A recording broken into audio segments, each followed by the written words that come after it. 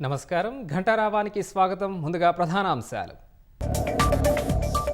సరిహద్దు ప్రాంతాల్లో సద్దుమణిగిన పరిస్థితి. శ్రీనగర్, అమృత్సర్లో బ్లాకౌట్ ఎత్తివేత.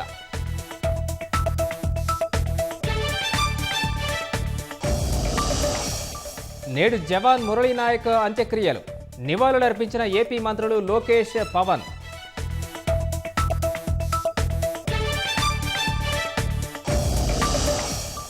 నేడు ఎప్సెట్ ఫలితాలు విడుదల చేయనున్న ముఖ్యమంత్రి రేవంత్ రెడ్డి.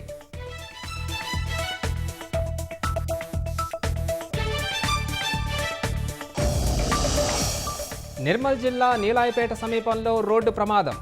లారీ, కారు ఢీకొని తండ్రి, కుమార్తె మృతి.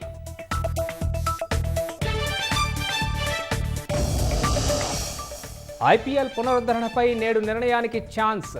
మిగతా మ్యాచ్లు దక్షిణాదిలోనే నిర్వహించే యోచన.